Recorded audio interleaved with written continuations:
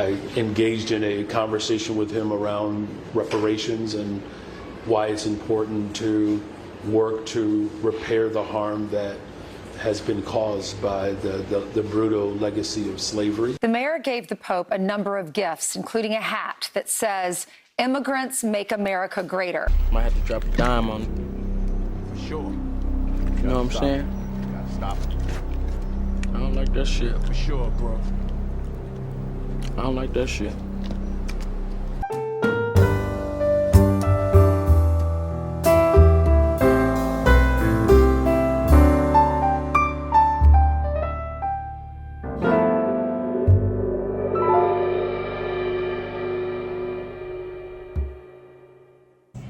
Alright, y'all, we back with another video, man. Y'all know how we do.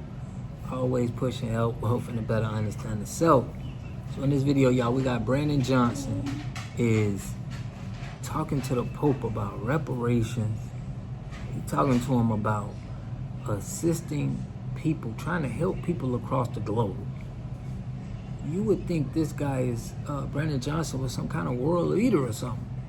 He's a mayor in Chicago, in a struggling city right now, that he's not managing it right. Okay? And that's saying the least. Okay, shout out to everybody who in Chicago who been staying on Brandon Johnson's neck for how he been, handling the city and the moves he been making. Now, he went over to talk to the Pope about reparations. I think I may have heard him say something about reparations one time, but politicians always try to, when they hear the people in grassroots talking about reparations, they try to steal the talking points. So he could have been just talking about it just because he heard a lot of FBAs talk about it. But listen, I'm gonna play some clips, man. Make sure y'all subscribe to the channel, hit that like button, push me on the algorithm. I greatly appreciate that. I'm gonna let y'all see this for yourself, that you can't make this stuff up, man. They are literally picking the worst mayor in the world to go speak to the Pope about reparations. Check this out. I'm going to give y'all some more commentary. Brandon Johnson travels to the Vatican and Italy to discuss a number of issues that he finds most pressing in the Windy City. Watch. I engaged in a conversation with him around reparations and why it's important to work to repair the harm that has been caused by the brutal legacy of slavery. We did talk about ICE. He wanted to know how ICE was, first of all, how it impacted our city and whether or not there were still examples of ICE raids happening in our city. The mayor gave the Pope a number of gifts, including a hat that says, "Immigrants make America greater," letters from families of detained immigrants, and a Southwest Community ICE watch pin. Other stories today. Mayor Brandon Johnson had a private meeting with Pope Leo in Rome earlier today. WGN TV political editor Tamon Bradley is here with details on what the pair discussed. Tamon. Good evening. According to Mayor Johnson, they discussed many topics. On the serious side, how to help vulnerable people across the globe, and on a lighter note, Chicago sports. The Chicago mayor in Rome meeting with the Pope. It's a tremendous honor. I'm deeply humbled by it. The visit is monumental. The first American Pope, Leo XIV, is from Chicago. The first question that he asked was, how's Chicago? How's Chicago? I was able to say that, Chicago is strong and that we are transforming. I would have never imagined 5 years ago or 6 years or 10 years ago or even a year ago that I would be in a conversation with His Holiness as the mayor of Chicago discussing how we can repair the damage that has been caused by the long legacy of slavery. Slavery was one topic, immigration and war among the other subjects. The illegal wars do not just leave a trail of tears and trauma, but it also harms and brutalizes our humanity. During his hour-long meeting, Mayor Johnson presented Pope Leo with various gifts, including the Pope's parents' diplomas from DePaul University, a Sox hat with the Italian flag, a Cubs jersey, and 2 Cubs hats. He understands that I'm a Cubs fan and that he's a Sox fan. I was able to proudly offer him up the Cubs hat of which he made it very clear that he was already wearing one. So I'm not sure if he would have put it on had he not had his initial covering on. Mayor Johnson led a delegation of 46 people, including business leaders, members of City Council, City Treasurer Melissa Conyers-Ervin, and the president of the Chicago Teachers Union, Stacey Davis Gates. It was a powerful conversation and an incredible exchange of how government and faith can come together to protect our collective humanity. Mayor Johnson gave the Pope the key to the city, and he extended an invitation for him to return to Chicago and deliver Mass in Grant Park. Tom Bradley, WGN News. All right, so there y'all see it. They're focusing on trying to help people all over the globe. And Brandon Johnson is in America. And we've been pushing this, we want to help us. We've been always trying to give out all of our assistance and help everybody else and realize we don't got no ally. So now, Brandon Johnson is trying to speak for us, okay?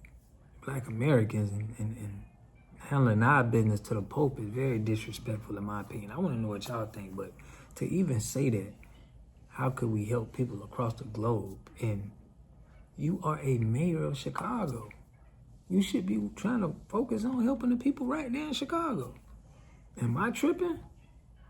Y'all let me know in the comment section, man. But I got some more clips for y'all, but listen to what he's saying this. Check this out. People shot and injured across the city, including several teens. Mike Tobin has the latest. Mike? Well, Dana, here we go again. Summer kicks off, the holiday when we're supposed to remember those who paid the ultimate price in service of the nation, and the whole thing gets overwhelmed by violence.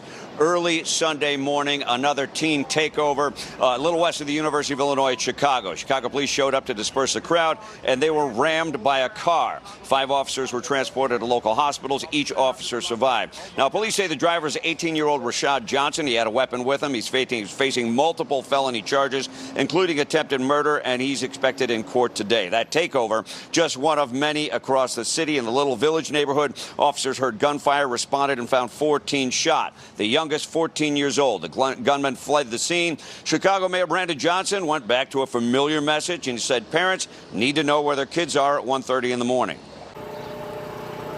Video from the evening of Memorial Day shows large crowds of teens taking over 57th Street Beach and streets in Hyde Park. Police said there were several hundred.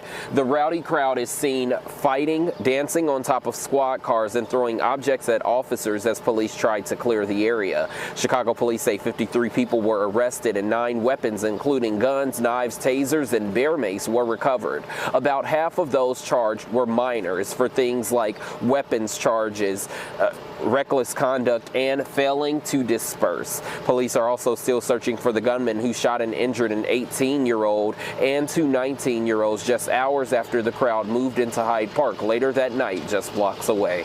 You're leaving for Rome today, which is a big deal. Not trying to, dispute the historical significance of your meeting with the Pope, obviously. But as you know, timing is kind of everything in politics, and there's a lot of time-sensitive issues at play right now with the legislative deadline on Sunday. What is maybe your message to people who might be criticizing your time? Let's separate the two for a second. There's a question about whether or not me being in Rome will allow for the work in Springfield to continue. I have a team, so we have individuals that are in Springfield, whether I'm there or not. Conversations happen all the time with a variety of legislators. I will be in close proximity, whether it's through phone, through Teams or Zoom, if those conversations need personal FaceTime. As far as the historic significance of this encounter that I'm going to have with the highest profile religious leader on the planet is also moving our agenda forward. That conversation is not separate and apart for the work that's happening in Springfield or City Council or anywhere else, right? We're talking about his position and stance against endless wars, where I was the person who broke the tie and took some political consequence for it, but I stand firm on it, to calling for a ceasefire and the releasing of hostages. And now we're seeing, whether it's in Venezuela or Iran or anywhere else, we see the position that this Pope has taken. And so we're going to have a substantive conversation around how his pulpit and my executive authority can bring healing. I think the last thing that in terms of the significance, you've also heard his position not just on slavery, but on AI and the impact that could have on workers. Do you see the connection, right? So I think the people of Chicago will appreciate a mayor that can be in both places at the same time and connecting the work. It's not separate and apart, though I parsed them that way just so that I can be absolutely clear that all of it is working together to build the safest, most affordable big city in America. I was watching one of your recent videos of you saying that you never told a lie. So you raised property taxes when you promised you wouldn't. You promised that crime would go down when it's not. Reports of crime is down though, but not crime within itself. I just want to let everybody know that crime itself is not down. Nobody voted for you to fund illegal migrants, Brandon Johnson, and we know this is happening because Melissa Hortman, a Democrat in Minnesota, voted against funding for illegal migrants, the only Democrat, by the way, and she was murdered for it. She was murdered actually by someone who was appointed by Tim Walz, sir. So I just want you guys to think about that as well. So we know this is happening, which is the main reason why the president is withholding federal funds in Chicago, because he is afraid that you will fund illegal migrants. And honestly, I'm afraid that you will do that too. How are you going to allow 9 janitors to be fired when you have 150 police detail and that costs you $22 million a year? You can't cut a few cops to save a few jobs? You mean to tell me your safety is that important, Brandon Johnson? Absolutely disgraceful. Instead, you want to hang out with a China-loving, dog-shocking communist like Hassan Piker. Why are you streaming, dude? People are out here dying. I'm serious. You was just on 79th, right?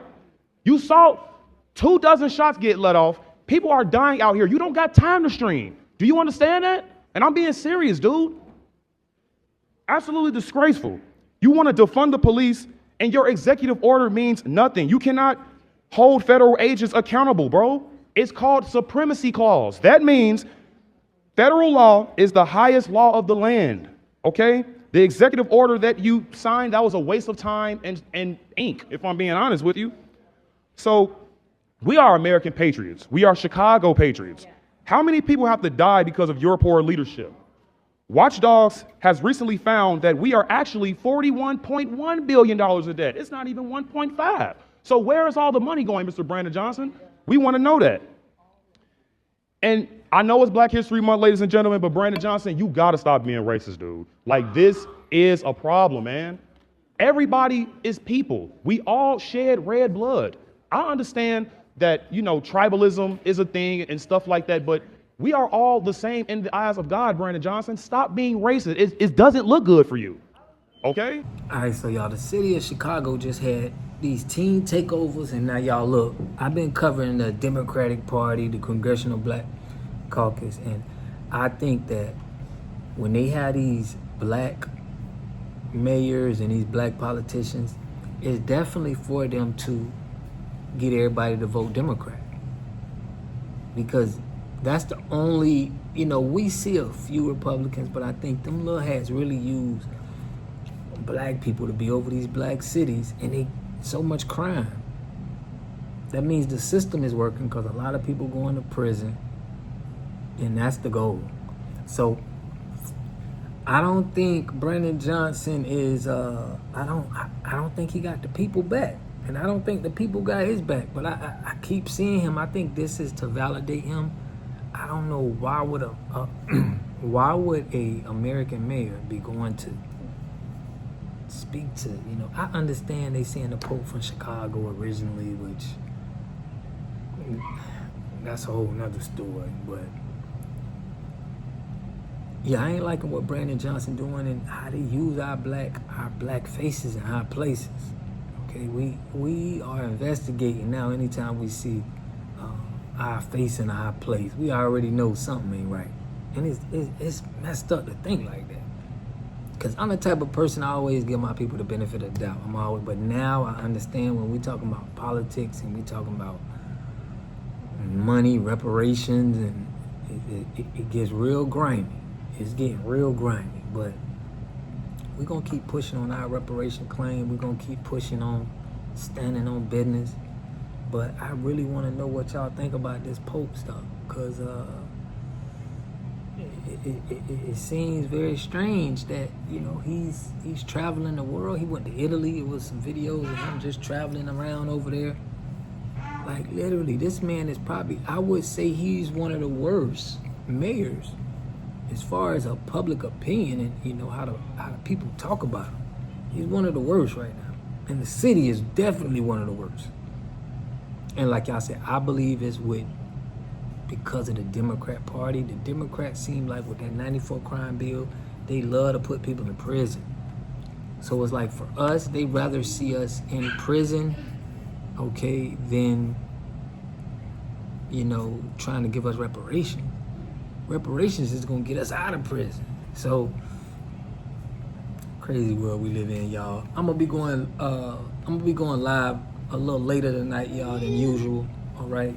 I've been having some technical difficulties. I don't know what happened yesterday. Shout out to Tania, but we're gonna get it fixed, man. I'm finna get an office or something, man. I gotta get everything right, but I do have a bug on my I gotta get that stuff off. But we're gonna get to it. We still gonna keep pushing, man. Ain't nothing finna stop me from doing what we gotta do.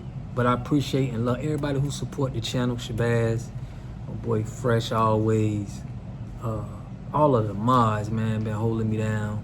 We're trying to put up another channel too for the water to get everything moving. So listen, I love and appreciate y'all. I catch y'all on the next video. Peace and love. A community must have three things to have a community in it. You must have a wholly independent economic structure that can provide goods, service, products, and things for your own people, and jobs and tax spaces for your own people. You should at least control 4 basic things. You should be trying to control water, food, medicine, and energy to be able to survive and compete. Here we got Mr. Pollock. He had a cornfield. He took advantage of a free water test from us, and this is what we found in this water. We found sulfur, we found hardness, and we solved these problems with an easy fix of 2 tanks. So get your free water test today. Stay blessed. Click the link below.